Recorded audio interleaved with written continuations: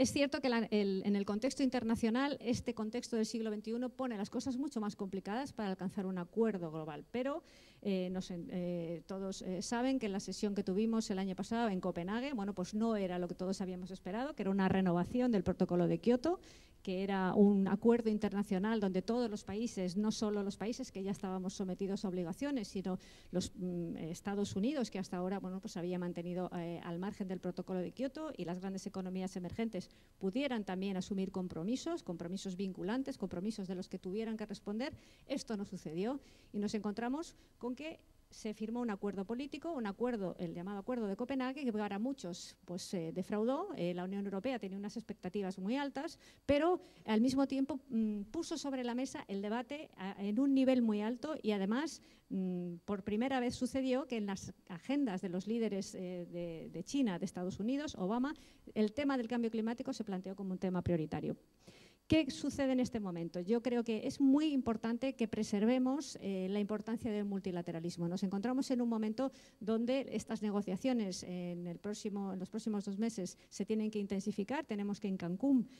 alcanzar un acuerdo, seguir trabajando, y nos encontramos con un riesgo, que es el riesgo de que se quiebre el multilateralismo, los logros que hemos hecho en el siglo pasado, y me parece que es importante que esto lo evitemos. Me parece que el multilateralismo, las instituciones de Naciones Unidas son las que otorgan legitimidad a un problema como es la lucha contra el cambio climático y se aborde desde una perspectiva que efectivamente tome en consideración los intereses de aquellos que no solo tienen que contribuir a mitigar el cambio climático, sino que van a sufrir sobre todo los efectos en sus propios territorios, ¿no? El papel de los gobiernos en estas circunstancias, ¿qué podemos hacer? Yo, como directora de la Oficina de Cambio Climático del Ministerio de Medio Ambiente y Medio Rural y Marino, creo que es obligación y responsabilidad de los gobernantes asumir el liderazgo. Estamos hablando de un problema que no es del todo visible, hay gente que lo conoce muy bien, hay gente que está muy concienciada, pero al mismo tiempo, bueno, pues es cierto que los problemas que nos rodean son muchos y variados, y hay gente que, bueno, pues que no termina de percibir que esto sea una necesidad perentoria, que haya que asumir algún tipo de coste para transformar nuestros modelos de producir, nuestros modelos energéticos. Por tanto, es el compromiso de los gobiernos tomar el liderazgo y asumir compromisos. Hay que decir, tenemos que reducir nuestras emisiones y tenemos que reducirlas de este modo y hasta este límite, porque solo de esa manera realmente se verá que emitir CO2 tiene un precio, y de alguna forma nos encontramos en un mundo donde, desgraciadamente, en muchos casos solo aquellas cosas que somos capaces de poner un precio generan un cambio de comportamiento, pero también generan unas oportunidades de trabajo, unas oportunidades de inversión. Creo que en una situación como la actual, donde bueno, pues hay una crisis económica que ha generado una desorientación en cuanto a las posibilidades de inversión, dar señales claras también es importante. Hacia dónde vamos, qué podemos hacer, en qué tipo de tecnologías tenemos que invertir. Esa es la responsabilidad de los gobiernos, dar señales muy claras y al mismo tiempo, por supuesto, proporcionar marcos claros. Yo creo que esto es fundamental y por eso seguimos trabajando en el ámbito de Naciones Unidas, y no solo en el ámbito de Naciones Unidas, marcos regulatorios, marcos tecnológicos, es decir, inversión en I+D, facilitar que las tecnologías se desarrollen y se diseminen, y por supuesto un marco financiero que movilice recursos. Y, no menos importante, insisto, hacerlo de manera equitativa y solidaria. Estamos hablando de la necesidad de transformar un modo de vida, un modo económico, y es cierto que la transición a este nuevo modo de producir y de vivir pues puede generar algún tipo de distorsiones, algún tipo de desequilibrios, y por tanto también esto hay que verlo, ¿no? Hay que considerar que hay sectores que quizá tienen que pasar por una fase de transición, hay gente que puede ver a lo mejor su trabajo, bueno, pues porque efectivamente la vida evoluciona y la sociedad evoluciona, pero es cierto que estas cosas son también responsabilidad de los gobiernos. Por tanto, el reto que tenemos en este momento es integrar el componente cambio climático en todos nuestros ámbitos de decisión. Lo que no podemos es considerar la lucha contra el cambio climático como un apéndice en nuestras decisiones, en nuestras administraciones. Se trata de integrarlo de manera clara. Ahí, igual que asumimos a la hora de planificar cualquier política un coste económico o un coste social, tenemos que asumir también el componente cambio climático como algo que debe integrarse de manera muy clara. Esto en el ámbito internacional es clarísimo, como digo, las negociaciones siguen en Naciones Unidas. Es cierto que es difícil que alcancemos el resultado esperado a corto plazo. En Cancún todavía no veremos este acuerdo internacional que queremos, pero todos confiamos en que por lo menos los avances que se han ido dando, estos compromisos que se han puesto sobre la mesa por parte de China, por parte de Estados Unidos, que para la Unión Europea resultan insuficientes, pero que son números, compromisos que están ahí, y sobre todo estos cambios que se ven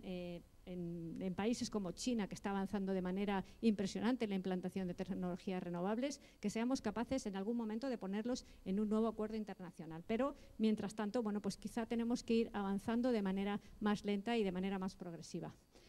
En el ámbito regional, yo creo que hay que destacar el papel de la Unión Europea. La Unión Europea ha asumido el liderazgo en este tema. Gracias a la presión que se ha ejercido desde el año 92, aunque muchas veces se dice que la Unión Europea ha perdido peso, pero lo cierto es que si no hubiera sido por el compromiso asumido por la Unión Europea, no habríamos avanzado seguramente ni siquiera un poco. Hemos cumplido el protocolo de Kioto, estamos, la trayectoria de emisiones nos dice que vamos a estar en el margen de las obligaciones que teníamos, y sobre todo tenemos ya un paquete legislativo que mira al futuro. Nos hemos comprometido a reducir nuestras emisiones de nuevo. En el año 2020 tendremos que tener nuestras emisiones a un nivel del 20% inferior al año 90. Estamos dispuestos a ampliar esta ambición si otros lo hacen, y por tanto estamos firmemente trabajando desde la realidad de unas normas, unas directivas que ya, en nuestro caso, por ejemplo, ya se han transpuesto a la legislación nacional. Y, por supuesto, en el ámbito nacional,